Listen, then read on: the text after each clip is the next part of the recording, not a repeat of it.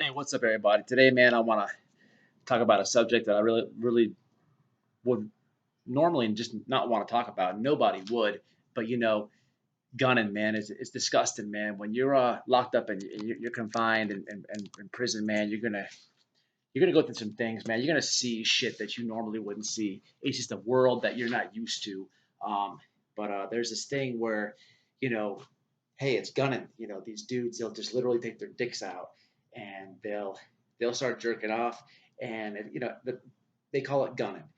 It's just you're jerking off to something, But I honestly think that it's a sickness because you'll it happens in the shower a lot. You see these inmates, man, and in their head, they think that the woman is, you know, they call them eaters. So you'll have a woman CO that, just off eye contact, these dudes will get off, and they're sick in the head. Um, any way you look at it, you know, that is like a mental illness, and it's almost like some predator shit. And what I mean is like, you know, hey, look, man, everyone's had dirty magazines when you're young or whatever. You need to see, whether it's penetration or a woman naked or whatever it is, whatever gets you off, But these dudes will just literally start jerking off with their dick in their hand with a woman that has, fully in her uniform and her clothes. This becomes these dudes become predators. I'm serious. Now, I'm not saying they're gonna get out and start like messing with little kids and this and that, but what I'm saying is they're tricking themselves, they're forming themselves to become a predator. It's disgusting. It is sad. It's something that could never get used to. When you're in prison, you'll get used to a lot of things. You'll get used to the ignorance level in there. You'll get used to noise. You'll get used to violence. You'll get used to seeing things. But this certain thing, you'll never understand, and you'll never see it, and it becomes normal to some of the sickos in there and what have you. Um, you know, I'm going to give you a couple of examples of this stuff. Now, before I get into the stories, I want everybody to understand that when you're in prison, you're away from a woman for years. So yeah, you have to handle your business, man. But there's a way to go about it. There's a way to do that. You go in the back stall, away from everybody, and you handle your business, man. Whether you got a fuck book or whether you got your memory bank, whatever it is. But you don't just hawk a woman. Now, also, the COs that do look at the guys in the shower, okay, yeah, they may eat it up, they may indulge in it. I'm not saying that they're all the way, the women COs. And hey, some of these guys gun down the men COs. It's a sickness. I'm not saying that the women don't engage in it, participate in it, but for the most part, it becomes sick. They have a job to do. They have to look around. It's because they make eye contact with you. This goes on in their head. Now, the first time well, I've seen this a lot, but the first interaction I've had with one of these, there was a young black dude, when I was in my county jail, and the canteen lady came. I'll never forget, her name was Miss Teresa. She was a real fat woman, and that wore a shitload of makeup, and uh, and also a lot of perfume. And when she came down the dorm hallway, you can smell her from a mile away. And you're smelling, and when you're in jail, prison, you're smelling toe jam and cheese and armpits and just farts and stuff. So this woman, even though she was large and in charge, she smelled good. And the makeup, of course, you're in there for a long time. She's going to start to look good. On the streets, you wouldn't even look at her twice. But because you're away from a woman, because that you're away from society or around a bunch of men. Instead of her being like a number one, she just moved up to like a five or possibly even a six, depending on, I guess, how horny you are.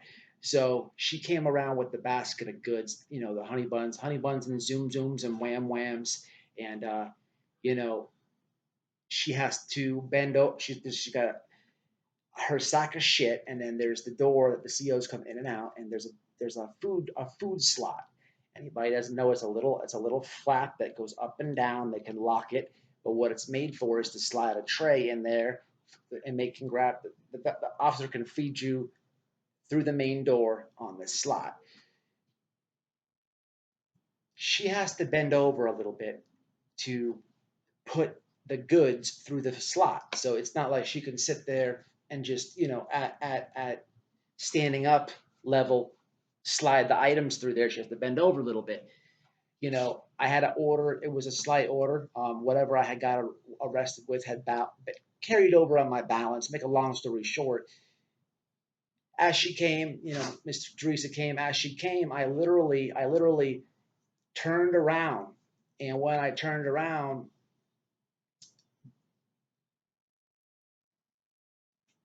any dorm, anyone who knows this dorm, when you're looking out, or the TV, when you're looking at it, you're gonna be like this.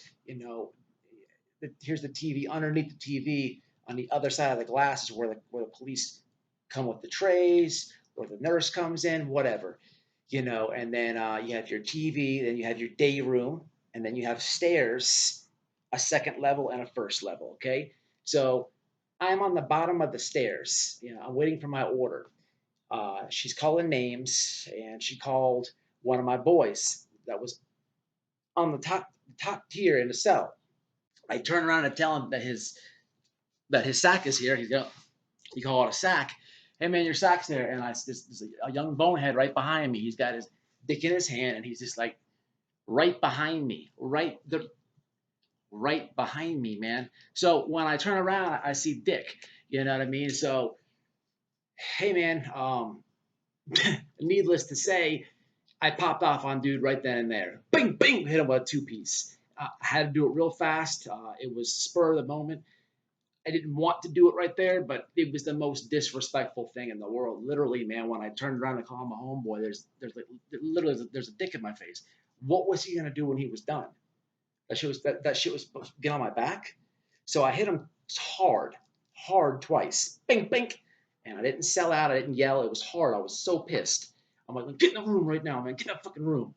And he's just like, he was stunned. And everyone's like this, but I didn't want to be too loud about it, because I would have did like three bad things at once.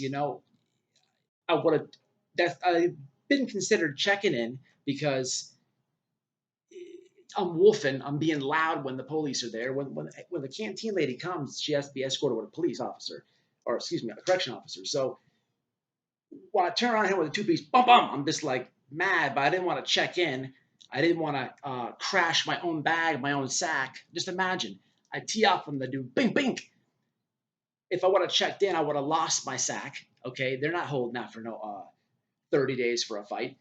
So I just hit him real fast, bing bing. I'm like, dude, get in the room, man, tighten up. He's like, man, what's up, man? Everyone's looking. He was a young dude, man, and I paint the dude, man. He went in the room. He's like, man, I'm gonna, man, trying to get out. I mollywop the dude. Mollywop the dude. I didn't just put my hands on him. I threw that kid all around that cement room. And anybody that's ever fought in a cell like that, hey, it's not a good place to fight. You want to be out and open, man. There's nothing but concrete and steel in a cell. Um, but I mollywopped the dude, man. I mollywopped him. He was a black dude. I'm telling you guys what's going on. I'm telling you the story, but everyone who didn't see what was going on is literally looking at this woman. Now, take my story out of the equation for just 1 second, and put yourself in that dorm. You're going to be looking either at the TV or her. You're going to be, okay, looking at her, waiting, expecting a sack, and waiting for her to call your name, or you're like, okay, I don't have any money, and I'm watching the TV. You're not looking around the whole dorm. So what I'm trying to explain is that dude, I mollywopped him, but he was a small dude, man. He wasn't big. And I mean, I wrecked this dude, and the brothers were kind of plotting on me, man, because they're thinking I'm bullying the dude. And I'm trying to explain it. A few people did see what went down, but, I had to make a stand. That was disgusting, man. That was disgusting. But I had got a lot of shit behind that. Like I said, they try to say that I was bullying the dude, like I was picking on somebody smaller than me. They try to say I was picking and choosing. But listen, I don't care if you're 80 pounds or if you're 480 pounds and you have your dick, literally your dick is right behind me, man. When I tell you I turned around, there's dick The dude has his dick in his hand, man, and he's jerking off, man. Literally, man. If he would have finished, she would have been on my back. I mean, it was the most disrespectful thing probably I ever had to go through. I've been called a lot of racial slurs or whatever, and I've been through a lot of shit. But that right there was very disrespectful, man. I'm sure anybody watching this, you'd have done the same thing. Let me know in the comments. But I paint the dude. A lot of drama came behind that. I'll get into those stories in another one. I just want to focus on the subject right now. But I also want to touch on what they that was in jail. What I'm talking about. But when you go to prison, when you catch that type of DR, it's called, you're gunning, and they will put anybody who is familiar with confinement. When you're in that confinement cell, all you have is that little glass, man, to look out. That's your life. You could sign language to try to get a book. You could look around at the CO down there. Hey, you have to get out. You have to be able to get out of that cell because all you're seeing is bricks and lines. That's it, and bunks. You have to be able to look out that thing. The gunners, man, they put a sign over that glass because what they'll do is they'll be gunning the nurse as she comes around. So they have a sign. You know what I mean? Back in the day, man. Back in the day in prison, hey, I've said it a lot on this channel, man. I'm not K Frog. I'm not Pino, man. I'm old school, man. I've been through. I've seen a lot more than young kids. 1090, those weird kids. Hey, this is White Boy Lockdown Radio, man. Back in the day, man, when you did some gay shit in the chain gang, or you did something like this, gunning, masturbating, what they used to do is they used to have a letter they would send home. And I don't know why they stopped this, man. Anybody knows, let me know in the comments as well. But I don't know why they stopped this in Florida. Probably because the shit got rampant in the penitentiary. But if you got caught, you got a disciplinary report, a DR behind a homosexual act or masturbating act, they would send a thing to your people, whoever you had on file, a letter, a certified letter.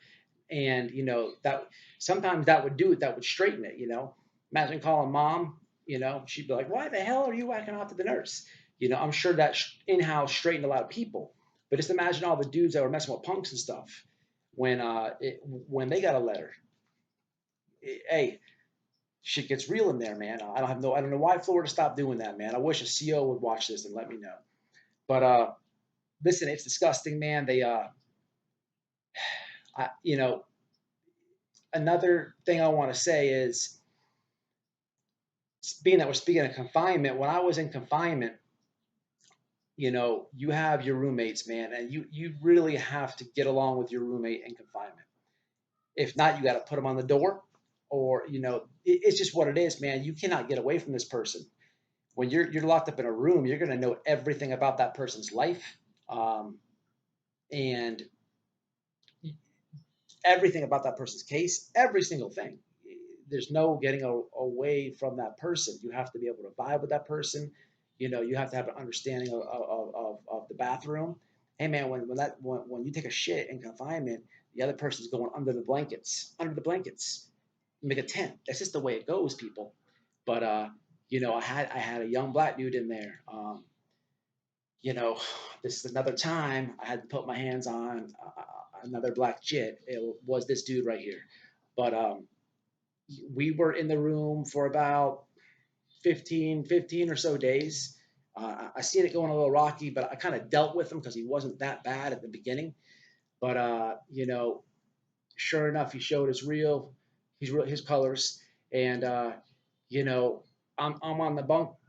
Well, before that, he was signing. The first thing you do, what I would do when I get a roommate in confinement, is I ask him, "Hey man, are you affiliated?" And he was telling me, "No, no, no." So I come to find out he's trying to sign. I'm very, very good at sign language. You can try to do it fast. You can try to do it very fast. I'm going to be able to read it. I used to teach people sign language, the correct way to do it, because everyone has a slang way of doing it. But anyhow, I'm a beast. Okay. Um, him signing another cell, I was able to determine that he was NPR. It's money, power, and respect. It's like an off branch. They got something going on with Bloods. I don't fucking know. they are cousins of bloods or under the six or whatever it is, man. They're like a blood. Okay, it's like a Tampa thing. The best way I could describe them is it's like a home team out of Tampa that's locked in with the Bloods. So I find out he's a NPR, and from right then and there, things were going down for me and him. You know, so I get a book in there, and I got the bottom bunk. Anybody who's ever been in a confinement cell with me, hey, look, it is what it is. You're gonna sleep on the top bunk. We're either gonna bump, you're gonna get out the cell, or you're gonna have to just deal with you're gonna sleep on the top bunk. I'm not jumping off that thing. I'm not. It's not gonna happen. I'm gonna have the bottom bunk. It's just what it is. Welcome to prison, especially in my cell. But so I'm on the bottom bunk and I'm reading my book, and I feel the thing shake, man. And you know, man, I'm a convict, man. You know what I mean? I'm just like, hey, bro, what are you doing? And he's just like being quiet. So I'm laying down. I donkey kick the shit. So I'm like, hey, dude, boom! I kicked the shit out of the bunk, and he's just like, right where his spine was too. It's hard like, boom! I'm like, dude, what are you doing? He's like, man, I'm trying to handle my business. I'm like, bro, I'm sleeping under you, bro. I'm sleeping under you, bro. I get up off the bunk. He's under his blankets, and I slap the dog shit out of him. Slap the dog shit out of him. I said, hey, bro, man, what the fuck? There will be no whacking off. There'll be no whacking off. Bro, we are in the same cell. Are you fucking sick in the head?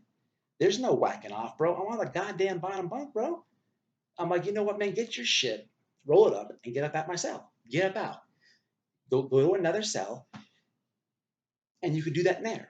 And listen, it's principle. I'm sure anybody watching this would have done the same thing. Okay, but this is the thing about prison, man. A while back, I dropped a video telling you how I had the bump for a CO. If you guys haven't seen that, I'll put that in the description on this video. CO asked me to bump. Okay. When I went to confinement, I was known back there, man. The sergeants back there, a lot of COs back there. If you notice, I'm not going to tell you which penitentiary it was. I'm not going to dry snitch on these people, but they knew that they can come to me for this type of stuff. And, you know, I put this dude on the door. They had to come get him out of my cell. And for principle and for straightening somebody, hey, look, guess what I just got? Now I have to work for them. It never stops, man. I'm trying to tell you. But listen, man, it's White Boy Lockdown Radio. Do me a favor, hit the like, share this video out there. And like I always say, man, stay safe, stay out, and stay solid. To the next one.